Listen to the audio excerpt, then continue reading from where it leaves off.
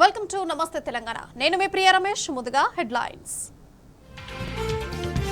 రుణమాఫీపై మాట తప్పిన చరిత్ర సీఎం రేవంత్ రెడ్డిది. సంపూర్ణ రుణమాఫీపై చర్చకు సిద్ధమన్న హరీష్ రావు. రేవంత్ రెడ్డి తన బృందంతో బీజేపీలో చేరడం ఖాయం. ప్రధాని మోదీ అమిత్ షాకు హామీ ఇచ్చారన్న కేటీఆర్. రుణమాఫీ జరగకపోవడంపై రైతుల మనోవేదన. ఆదిలాబాద్ జిల్లాలో రైతు ఆత్మహత్యా యత్నం.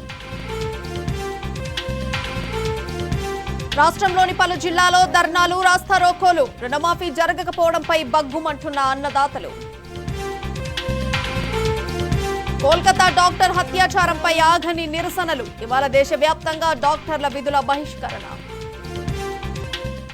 Mysore urban development authority MUDA స్కామ్లో కర్ణాటక సీఎం సిద్ధరామయ్య చుట్టూ ఉచ్చు బిగిస్తోంది. స్కామ్లపై విచారణకు గవర్నర్ థావర్ చంద్ గెహ్లట్ అనుమతి ఇవ్వడంతో కర్ణాటక రాజకీయాలు రసవత్తరంగా మారాయి. ఇక మైసూర్ నగర అభివృద్ధి కోసం ప్రభుత్వం సేకరించిన భూమిలో సిద్ధరామయ్య భార్య పార్వతికి చెందిన భూమి ఉండటం, వారికి ఎక్కువ లబ్ధి జరిగేలా చూడటం వంటి ఆరోపణలు ఈ స్కామ్తో ముడిపడున్నాయి. ఇక ముడా కుంభకోణం కేసులో ప్రదీప్ కుమార్, టీజే అబ్రహం, స్నేహమై కృష్ణ అనే ముగ్గురు పిటిషన్ దాఖలు చేయడంతో గవర్నర్ గెహ్లట్ విచారణకు ఆమోదం తెలిపారు.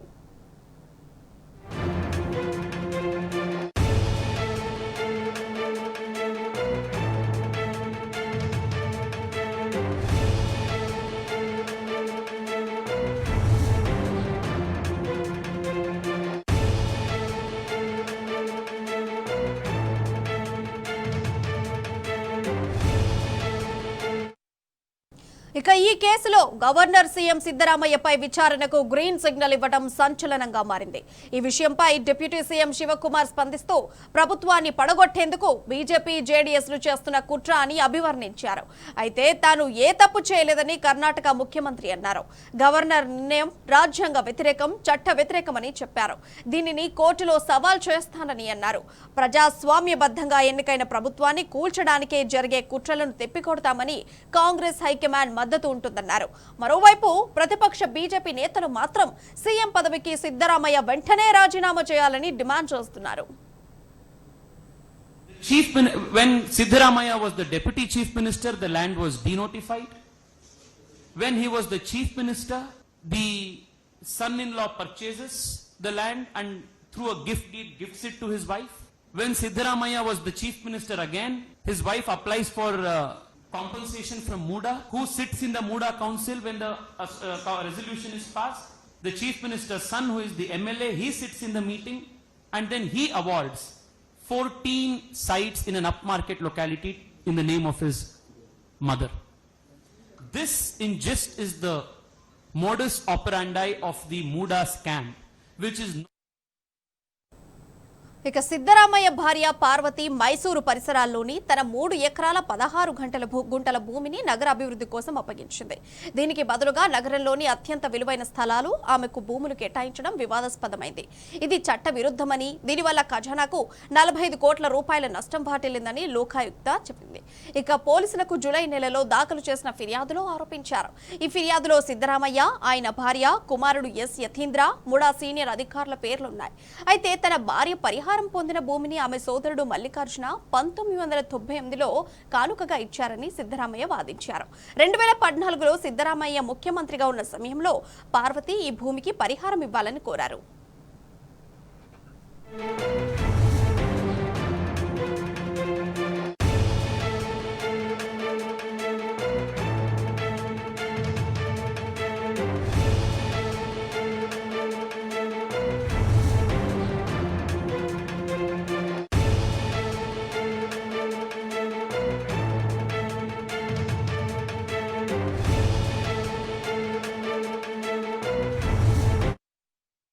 ఇక ఇదిలా ఉంటే ఈ పరిణామాలపై కాంగ్రెస్ అధిష్టానం అలర్ట్ అయింది. బెంగళూరులో కేబినెట్ అత్యవసర సమావేశం ఏర్పాటు చేసింది. రాజ్ భవన్ ని రాజకీయాలకు కేంద్రంగా మార్చారంటూ కాంగ్రెస్ దుయ్యబడుతోంది. ఇప్పటికే కాంగ్రెస్ చీఫ్ మల్లికార్జున ఖర్గే అత్యవసరంగా బెంగళూరు బయలుదేరారు. కేసీ వేణుగోపాల్ సైతం మీటింగ్ లో పాల్గొనున్నారు. మరోవైపు ఇదంతా కాంగ్రెస్ సర్కార్పై కుట్ర అని డిప్యూటీ సీఎం డీకే శివకుమార్ ఆరోపించారు.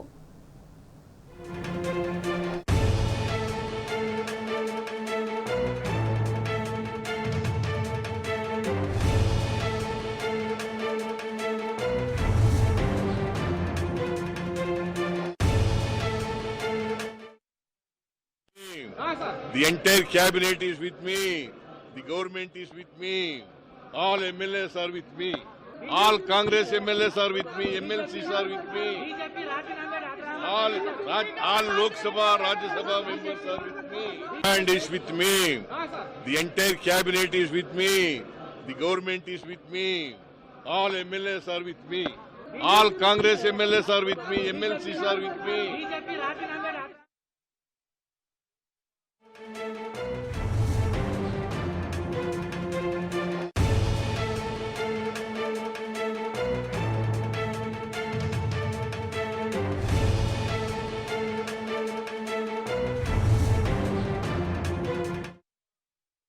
ఇక ఇదే అంశానికి సంబంధించి మరింత సమాచారం మా ప్రతినిధి సీతారామరాజు ఫోన్ లైన్ ద్వారా అందిస్తారు.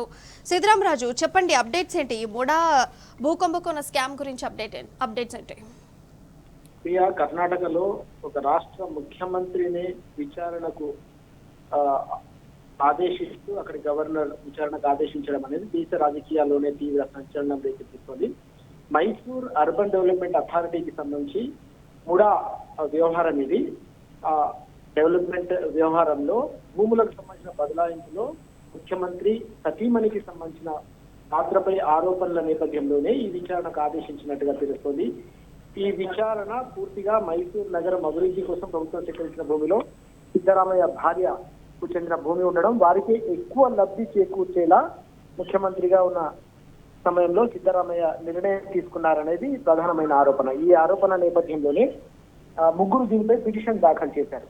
ఆ పిటిషన్ల నేపథ్యంలో రాష్ట్ర గవర్నర్ ఏకంగా రాష్ట్ర ముఖ్యమంత్రిని విచారించవచ్చని చెప్పేసి ఆయన ఆదేశాలు జారీ చేయడం జరిగింది. ఈ క్రమంలోనే ఇది పూర్తిగా రాజకీయ కుట్రలో భాగంగా కర్ణాటకలో కాంగ్రెస్ ప్రభుత్వాన్ని కూల్చాలన్న రాజకీయ కుట్రలో భాగంగా బీజేపీ చేస్తున్న ఎత్తుగడగా అక్కడ కాంగ్రెస్ పార్టీ ఆరోపిస్తున్న పరిస్థితి కనిపిస్తోంది. ఒక్కసారిగా ఈ అంశం దేశవ్యాప్తంగా కూడా తీవ్ర సంచలనం రేకెత్తించడంతో కాంగ్రెస్ హైకమాండ్ కూడా అలర్ట్ అయింది. కాంగ్రెస్ జాతీయ అధ్యక్షుడు, ఏఐసిసి అధ్యక్షుడు మల్లికార్జున్ ఖర్గే కూడా కర్ణాటకకు బయలుదేరిన పరిస్థితి కనిపిస్తా ఉంది. ఆయనతో పాటు అనేక ముఖ్య నాయకులు కూడా ప్రస్తుతం బెంగళూరుకు చేరుకుంటున్నట్టుగా తెలుస్తోంది. ఈరోజు సాయంత్రం బెంగళూరులో కేబినెట్ కూడా అత్యవసరంగా భేటీ అవుతున్న సందర్భాన్ని కూడా మనం చూస్తా ఉన్నాం. రాజ్భవన్ ను బీజేపీ రాజకీయ భవన్ గా మార్చేసిందనే ఆరోపణలు చేస్తోంది కాంగ్రెస్ పార్టీ. ఎందుకంటే ముఖ్యంగా ఇది కేవలం ప్రభుత్వాన్ని కూల్చే కుట్రతో జరుగుతున్న తతంగం తప్ప ఇక్కడ ఇందులో ఎలాంటి వాస్తవం లేదనేది కాంగ్రెస్ నేతలు చేస్తున్న వాదన. అయితే ఇందులో అన్నిటికంటే ముఖ్యంగా మనం చూసుకున్నట్టయితే ఇప్పుడున్న రాజకీయ పరిణామాల నేపథ్యంలో కర్ణాటకలో కాంగ్రెస్ ప్రభుత్వం కుప్పకూలబోతుందా అనే ఒక చర్చ కూడా సోషల్ మీడియాలో పెద్ద ఎత్తున జరుగుతున్న పరిస్థితి కనిపిస్తా ఉంది. నిజంగానే అలాంటి పరిణామాలు ఏమైనా చోటు చేసుకుంటాయా అనేది అందరూ కూడా ఉత్కంఠగా ఎదురు చూస్తున్న పరిస్థితి కనిపిస్తుంది. కానీ ఇలాంటి ప్రయత్నాలు తప్పకుండా తిప్పికొడతాం. కాంగ్రెస్ పార్టీకి సంబంధించిన హైకమాండ్ మద్దతు తమకుందని ఆ రాష్ట్రానికి సంబంధించిన ప్రభుత్వ పెద్దలు వ్యాఖ్యానిస్తున్న పరిస్థితి కనిపిస్తా ఉంది. కర్ణాటక ముఖ్యమంత్రి తప్పు చేయలేదని చెప్పేసి వారంతా కూడా సమర్థించుకునే ప్రయత్నం కూడా చేస్తా ఉన్నారు. దీన్ని తప్పకుండా రానున్న రోజుల్లో కోర్టులో సవాలు చేస్తామని కూడా వారు స్పష్టం చేస్తున్న పరిస్థితి కనిపిస్తా ఉంది. ప్రజాస్వామ్యబద్ధంగా ఎన్నికైన ఒక ప్రభుత్వాన్ని కూల్చడానికి కుట్ర చేస్తే ఎట్టి పరిస్థితుల్లో కూడా సహించే ప్రసక్తే లేదని వారంతా కూడా స్పష్టం చేస్తున్న సందర్భం కూడా మనకు కనిపిస్తా ఉంది. మొత్తం మీద ఈ ముడాకు సంబంధించి మైసూర్ అర్బన్ డెవలప్మెంట్ అథారిటీ ముడాకు సంబంధించిన వ్యవహారంలో కర్ణాటక సీఎం పైనే ఏకంగా విచారణకు ఆదేశించడం, అక్కడి గవర్నర్ థావర్చంద్ గెహ్లాట్ అనుమతి ఇవ్వడం అనేది అత్యంత కీలకమైన రాజకీయ పరిణామంగా మనం భావించాల్సిన అవసరం కనిపిస్తుంది. ఇది ఇంకా ఎలాంటి పరిణామాలకు దారితీస్తుంది, బీజేపీ అలాగే కాంగ్రెస్ మధ్య ఎలాంటి మాటల యుద్ధానికి అలాగే రాజకీయ యుద్ధానికి తెరలేస్తుంది అనేది మాత్రం అందరూ ఉత్కంఠగా ఎదురు చూస్తున్న పరిస్థితి. ఈ రోజు ఈ పరిణామం చోటు చేస్తున్న క్షణం నుంచి కూడా జాతీయ మీడియాలో కూడా పెద్ద ఎత్తున దీనిపైన చర్చ జరుగుతుంది. ఇప్పుడు చూసుకుంటే గవర్నర్ కూడా విచారించడానికి సీఎం ని అనుమతి ఇవ్వడం జరుగుతుంది. అండ్ అయితే ఇప్పుడు ఈ విచారణ ఎలా ఉండబోతోంది, అండ్ అలాగే ఇందులో సిద్ధరామయ్య భార్య పార్వతి హస్తం కూడా ఉందన్నట్టు తెలుస్తుంది. మరి వీటి గురించి డీటెయిల్స్ ఏంటి? దీనిపై సిద్ధరామయ్యకు సంబంధించిన భార్య పార్వతికి సంబంధించి మైసూరు పరిసరాల్లో చుట్టుపక్కల ప్రాంతాల్లో దాదాపు 3 ఎకరాల 16 గుంటల భూమికి సంబంధించిన వ్యవహారం ఇది. అయితే నగర అభివృద్ధి కోసం ఈ భూమిని ప్రభుత్వానికి అప్పగించిన అంశం అనేది గతంలో జరిగింది. అయితే దీనికి బదులుగా బెంగళూరు నగరంలోని అత్యంత విలువైన స్థలం, ప్రాధాన్యత కలిగిన ప్రాంతాల్లో ఉన్న స్థలాన్ని ఆమెకు బదలాయించారు, ఆ భూములు ఆమెకు కేటాయించారు అనేది ఇక్కడ ప్రధానమైన ఆరోపణ. ఈ ఆరోపణని మొత్తం వివాదాస్పదం అవుతుంది. ఇదే ప్రధానంగా ఈ మొత్తం వివాదానికి కేంద్ర బిందువుగా నిలుస్తున్న అంశంగా కనిపిస్తుంది. అయితే ఇది పూర్తిగా ఒక చట్ట విరుద్ధమైన చర్యకు పాల్పడ్డారు అక్కడి రాష్ట్ర ముఖ్యమంత్రి అనేది ఆరోపణలో ప్రధానమైన భాగం. ఈ నిర్ణయం తీసుకోవడం వల్ల అక్కడి రాష్ట్ర ప్రభుత్వానికి, కర్ణాటకకు సంబంధించిన రాష్ట్ర ప్రభుత్వానికి సంబంధించిన ఖజానాకు ఏకంగా 45 కోట్ల రూపాయల నష్టం వాటిల్లిందని ఆరోపణలు వినిపిస్తున్న పరిస్థితి అయితే కనిపిస్తుంది. దీనిపై జూలైలో ఫిర్యాదులు కూడా చేశారు. ఈ ఫిర్యాదులపై సిద్ధరామయ్య, అలాగే భార్య, కుమారుడు, అలాగే మైసూరుకు సంబంధించిన అథారిటీ సీనియర్ అధికారుల పేర్లపై కూడా ఆరోపణలు, అలాగే ఫిర్యాదులో వాళ్ళ పేర్లు కూడా పేర్కొనడం జరిగింది. అయితే ఈ భూమికి సంబంధించి ఆమె సోదరుడు మల్లికార్జున్ 1998లో కానుకగా ఇచ్చారని చెప్పేసి అక్కడి ముఖ్యమంత్రి వాదిస్తున్నట్టుగా తెలుస్తా ఉంది.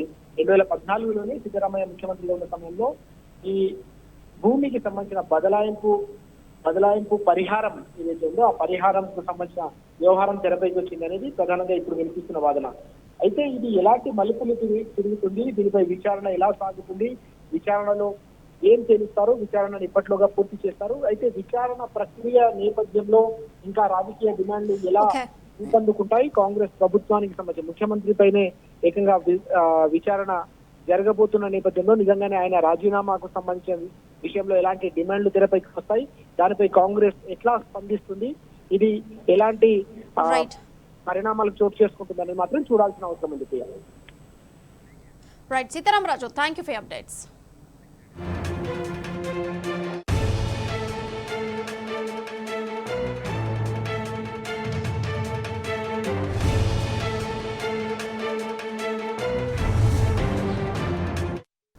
ఇక సిద్దిపేట ఎమ్మెల్యే క్యాంపు కార్యాలయంపై కాంగ్రెస్ గూండాయిజాన్ని గులాబీ శ్రేణులంతా ముక్త కంఠంతో ఖండించారు. హరీష్ రావుకు మద్దతుగా భారీ కాన్వాయ్తో 200 వాహనాల్లో సిద్దిపేటకు తరలివచ్చారు. హరీష్ రావుకు సంపూర్ణ మద్దతు ప్రకటించారు. ప్రజాస్వామ్యంలో ఇలాంటి దాడులకు తావులేదని బీఆర్ఎస్ నేతలు స్పష్టం చేశారు. తమ అభిమాన నాయకుడు హరీష్ రావుపై ఈగ వాలినా ఊరుకునేది లేదని హెచ్చరించారు.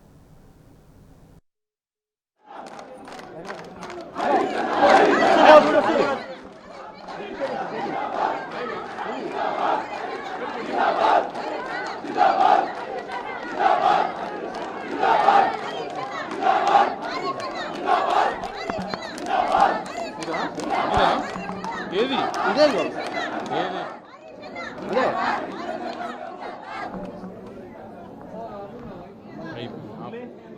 మరి అచ్చ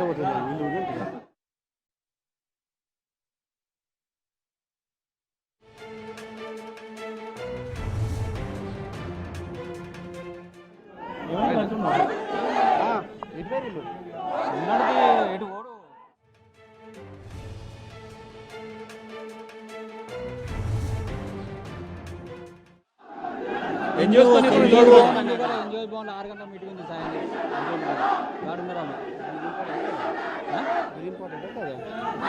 అది ఇంపార్టెంట్. ఎవరు చెప్పు, ఎవరు చెప్పుకోమండి. అరే వాడిని స్టాండ్ చేయమని మా బ్యాగ్ రమ్మని కారు కరెక్ట్.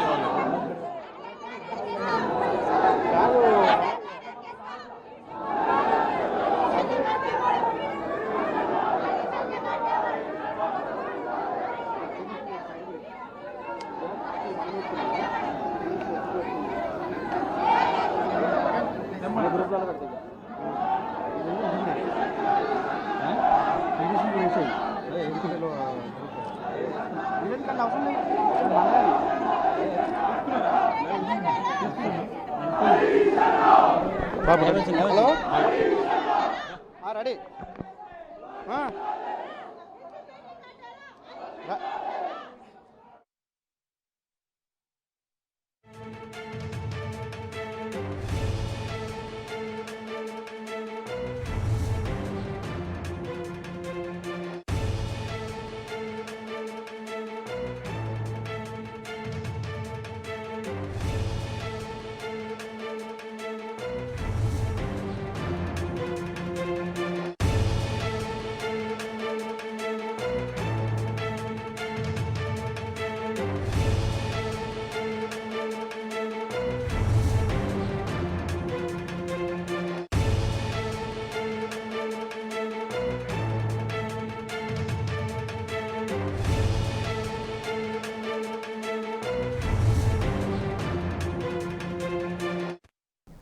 ఇక హరీష్ రావు సిద్దిపేట పర్యటనపై పూర్తి సమాచారాన్ని మా ప్రతినిధి లెవిల్ రెడ్డి లైవ్ ద్వారా అందజేస్తారు.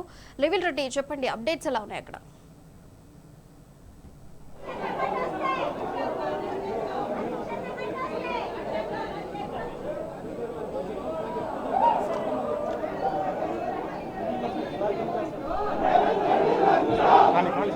ఎస్ లెవిల్ రెడ్డి, చెప్పండి, హరీష్ రావు సిద్దిపేట పర్యటనపై ఈ సమాచారాన్ని అందించండి. ఇప్పటికీ చూస్తున్నాము కార్యకర్తలందరూ సిద్దిపేటకు వచ్చినట్టు కనిపిస్తుంది. అండ్ అక్కడ అప్డేట్స్ ఎలా ఉన్నాయి, చెప్పండి.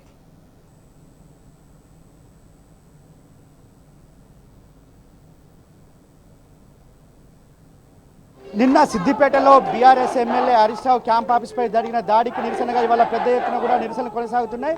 తెలంగాణ రాష్ట్ర వ్యాప్తంగా కూడా బీఆర్ఎస్ అంతా కూడా పెద్ద ఎత్తున నిరసనలు చెప్తారు. కొద్దిసేపటి క్రితమే మాజీ మంత్రి ఎమ్మెల్యే హరీష్ రావు తన క్యాంపు కార్యాలయం చేరుకున్నారు. నిన్న ఏదైతే కాంగ్రెస్ గుండాలు చేసిన ఈ ఘటనలు ఉన్నాయో అవన్నీ కూడా పరిశీలించారు. అనంతరం ఇప్పుడు పెద్ద ఎత్తున మహిళా శ్రేణులంతా కూడా పెద్ద ఎత్తున ఇక్కడ బీఆర్ఎస్ క్యాంపు కార్యాలయం చేరుకున్నారు. హరీష్ రావుకు సంబంధించి నిన్న జరిగిన దాడిని ఖండిస్తూ పెద్ద ఎత్తున కూడా వారు నిరసనలు తెలుపుతున్నారు. మనం మనతో పాటు కొంతమంది మహిళలు ఉన్నారు. చెప్పండి అమ్మా, నిన్న ఏం జరిగింది, అసలు ఎందుకు జరిగింది? అందరు అర్ధరాత్రి వచ్చి మొత్తం మా క్యాంప్ ఆఫీస్ వాళ్ళకు తెలివి ఉంటే దమ్ము ఉంటే పట్టపాటలు వచ్చి ఆడవాళ్ళు ఉన్నప్పుడు వచ్చి పల్లకొన్న పని అని చూస్తాం, మా తడాకి ఏందో చూపిస్తాం. కానీ ఎవరు లేనప్పుడు వచ్చి పల్లకొట్టింది లెక్క కాదు. క్యాంప్ ఆఫీస్ ముట్టడి చేసిండ్రు అర్ధరాత్రి వచ్చింది లెక్క కాదు. మిట్ట మధ్యాహ్నం తెలుగుంటే పట్టపగలు వచ్చి పల్లకొట్టి చూపెట్టమనండి, అప్పుడు మా తడాకి ఏందో మేము చూస్తాం. ఎందుకు దాడి చేయాల్సి వచ్చింది, ఎందుకు చేసిరంట?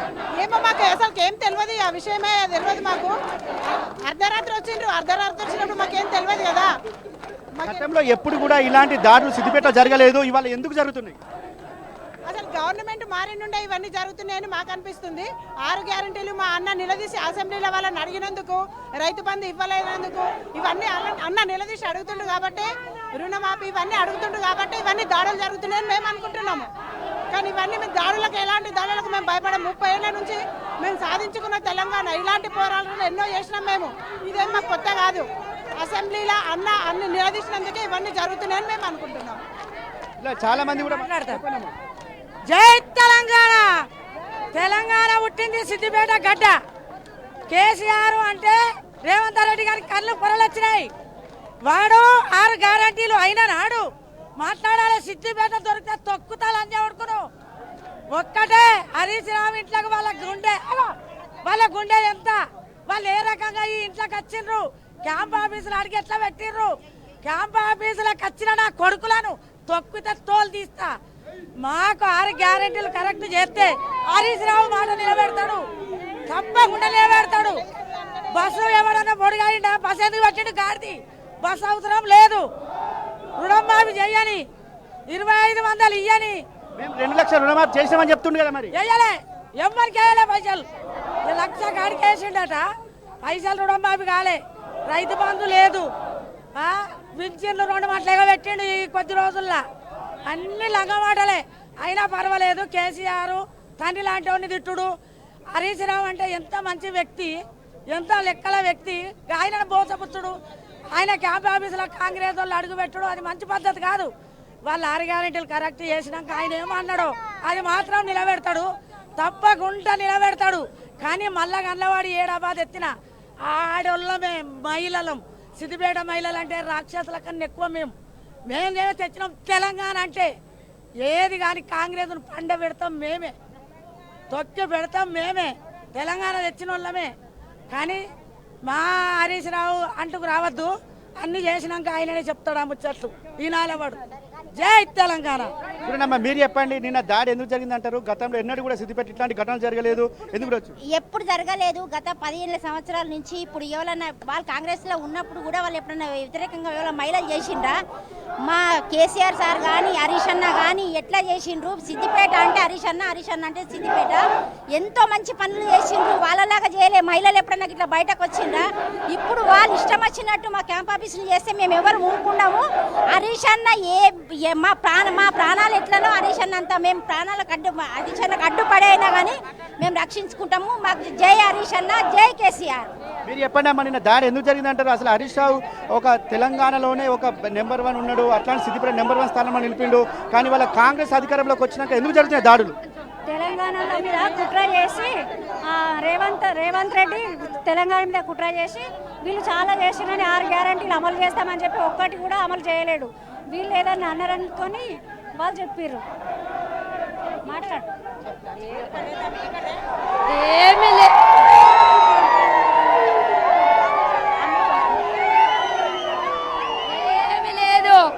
ఏంది తెలుసా, వాడు రండాగాల్లో అయ్యి ఇవాళ దొంగచాటుకు వచ్చి ఇవాళ మమ్మల్ని ముట్టడి చేస్తామని అంటే దొంగతనం కదా. అది ఎవరైనా సరే ఇక్కడ ఉండి వచ్చి మేము కష్టపడి కొట్లాడి తెలంగాణ తెచ్చుకున్నాం. ఇవాళ మేము మమ్మల్ని దాకిన తర్వాత అన్నం దాకాలి. అంత దమ్ము ఈరోజు ఇవాళ ఏది చూసినట్టయితే సిద్దిపేట రేవంత్ రెడ్డి గారు ఇవాళ మాకు కూడా 10 ఏళ్ళు పాలన చేసినాము, తెలంగాణ చేసినాము, దెబ్బలు పడ్డాము, కష్టపడ్డాము. మా కేసీఆర్ గారు తల నోట్ల సాగు నోట్ల పెట్టొచ్చినాడు. ఈ రోజు రేవంత్ రెడ్డి ఆంధ్ర పాలనలో ఉండి ఇవాళ ముఖ్యమంత్రి కావచ్చు. ఆయనే కాకుండా మేము దాడులు చేపేయాలి. మా కేసీఆర్ గారు, హరీష్ రావు గారు చేపేయాలి. ఇవాళ ఆయన వచ్చి ఏదో అందరికి ఆడపడుచులకు వచ్చేస్తా అంటాడు. ఇచ్చేస్తా అంటే తప్పు. ఆడపడుచులకు ఏం చేయలేదు ఆయన, ఆడపడుచులకు ఏం చేయలేదు. ఇవాళ సార్ లేకుంటే బిడ్డ నీళ్ళకు కష్టపడుతుర్రు. కేసీఆర్ మీదకి ఎవరికి వచ్చిన ఉద్యోగం సిద్ధపడ్డాము. ఆ రోజు ఇవాళ ఏదైతే చూసినట్టయితే సిద్దిపేటలో జరిగిన ఏదైతే నిన్న దాడి ఉందో ఇది కూడా తీవ్రంగా నిరసిస్తున్నారు. మహిళలంతా కూడా ముక్త కట్టతో ఖండిస్తున్న పరిస్థితి కనిపిస్తుంది. Vote studio.